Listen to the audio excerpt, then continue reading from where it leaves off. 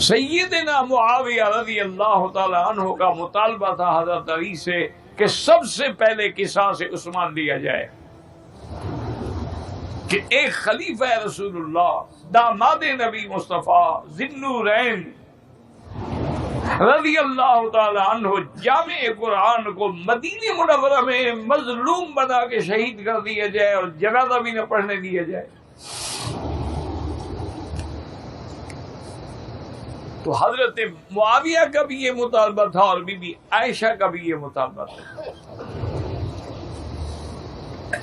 انہوں نے کہا سب سے پہلے آپ حضرت عثمان کے قاتلوں کو پکڑیں اور ان سے شریعت کے مطابق، قرآن کے فیصلے کے مطابق قصاص لیں۔ اور حضرت معاویہ رضی اللہ تعالی عنہ نے ایک پیغام یہ بھی بھیجا کہ اگر آپ مجبور ہیں تو مجھے حکم کریں، اجازت دیں، میں ان کو پکڑتا ہوں۔ یہ 800-700 آدمی، مٹھی بھر آدمی جو ہے مسلمانوں کو لڑانا چاہتے۔ حضرت علی رضی اللہ تعالی نے پیغام بھیجا کہ حضرت میں بھی یہی چاہتا ہوں کہ عثمان کے خون کا بدلہ لیا جائے، لیکن ابھی میری حکومت مستحکم نہیں ہوئی، ابھی میرا اقتدار جمع نہیں ہے اور مدینے پر وہی منافقین دندنا رہے ہیں۔ میں وعدہ کرتا ہوں کہ میں ان پہ ہاتھ ڈالوں گا۔ بہرحال حضرت معاویہ نے یہ بات نہیں مانی، اور یہی وجہ تھی کہ ان دونوں کے درمیان میں ایک بہت بڑی خطرناک جنگ بھی ہوئی، جنگ صفین۔ لیکن ایک بات یاد رکھ لیں کہ خلیفہ برحق حضرت علی تھے، لیکن حضرت معاویہ بھی مجتہد تھے اور بی بی عائشہ بھی مجتہدہ تھی۔ اور یہ حضور کا فرمان ہے کہ المجتہد یخطئ و یصیب، کہ مجتہد سے کبھی غلطی ہوتی ہے، کبھی صحیح فیصلہ ہوتا ہے، لیکن فرمایا کہ ان اصاب فلہ اجران وان اخطأ فلہ اجر، اگر وہ ثواب پہ پہنچ جائے اس کو دوہرا ثواب ملتا ہے، اگر وہ غلطی بھی ہو جائے پھر بھی اس کو ایک ثواب ملتا ہے، ایک درجہ۔ یعنی مجتہد خطا کے بعد بھی مصیب ہوتا ہے، ماجور ہوتا ہے، وہ نعوذ باللہ گنہگار نہیں ہوتا۔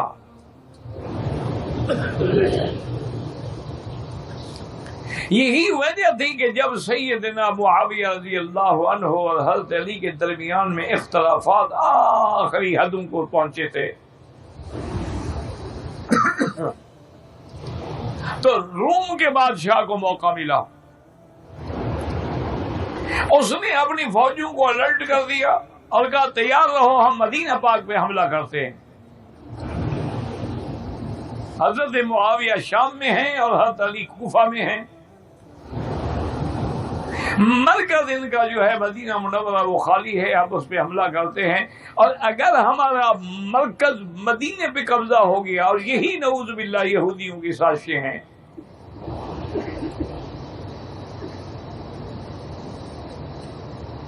اس کی اطلاع حضرت معاویہ رضی اللہ تعالی عنہ کو پہنچی تو آپ نے فوراً ایک خط لکھا بادشاہ روم کو کہ یا کلب الروم، اے رومی کتے، تم مدینہ منورہ پہ حملہ کرنا چاہتے ہو، خدا کی قسم جب تیری فوجیں مدینے کی طرف بڑھیں گی میں علی کا سپاہی بن کے لڑوں گا۔ ہمارے اختلاف سے فائدہ اٹھانا چاہتے ہو؟ حضرت علی رضی اللہ تعالیٰ عنہ کو پتہ لگا، انہوں نے بعین ہی یہی خط لکھا کہ یا کلب الروم، اے روم کے کتے، مدینے پہ حملے کا خیال نہ کرو، اگر کرو گے میں معاویہ کا سپاہی بن کے لڑوں گا۔ بعض صحابہ نے پوچھا حضرت علی رضی اللہ تعالی عنہ سے کہ آپ کی کیا رائے ہے؟ آپ نے فرمایا کیا کہتے ہو؟ ربنا واحد ونبینا واحد ودیننا واحد وکلمتنا واحد، ہمارا رب بھی ایک ہے، دین بھی ایک ہے، نبی بھی ایک ہے، کوئی اختلاف نہیں، اتفاق ہے۔ منافقوں نے ہمیں لڑا دیا ہے، لیکن اس کا معنی یہ تو نہیں کہ ہمیں ان کے دین پر کوئی شک ہے۔ تو بہرحال یہ اختلافات برقرار رہے۔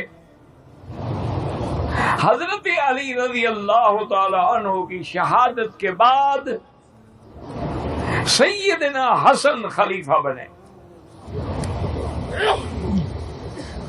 اور سیدنا حسن رضی اللہ تعالی عنہ نے صحابہ سے بھی مشورہ کیا، حضرت حسین سے بھی مشورہ کیا کہ بھائی جان میں برداشت نہیں کرتا کہ مسلمانوں کی جماعتیں ٹکرائیں، ہم آپس میں لڑ لڑ کے ایک دوسرے کا خون بہاتے رہیں اور دشمن خوش ہوتا رہے۔ اس لیے میری رائے یہ ہے کہ میں حضرت معاویہ سے صلح کرنا چاہتا ہوں۔ حضرت حسین بھی راضی ہوئے، صحابہ بھی راضی ہوئے، ارباب حل و عقد بھی راضی ہوئے۔ حضرت حسین نے حضرت معاویہ سے صلح کر دی، اب حضرت معاویہ بھی خلیفہ بن گئے، اور یہ ہونا بھی تھا، یاد رکھو کہ میرے آقا نے رحمت دو عالم نے صلی اللہ علیہ وسلم نے فرمایا تھا الخلافت 30 سنۃ بعدی، میرے بعد جو صحیح خلافت ہے علی منہاج النبوہ ہے، خلافت راشدہ ہے، وہ تقریباً 30 سال رہے گی، اس کے بعد پھر انحطاط آ جائے گا۔ اور یہ بالکل 30 سال جو ہیں حضرت حسین کے 6 مہینے میں پورے ہوتے ہیں۔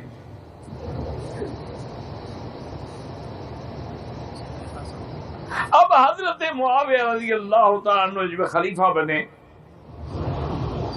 تو تقریباً 22 سال تک آپ نے خلافت کی، تمام جھگڑے ختم ہو گئے، لڑائیاں ختم ہو گئی، تمام مسلمان ایک پرچم کے نیچے آ گئے، اور فتوحات کا یہ عالم تھا کہ جس طرف بھی فوجیں اٹھی ہیں وہاں سے فتح حاصل ہوئی۔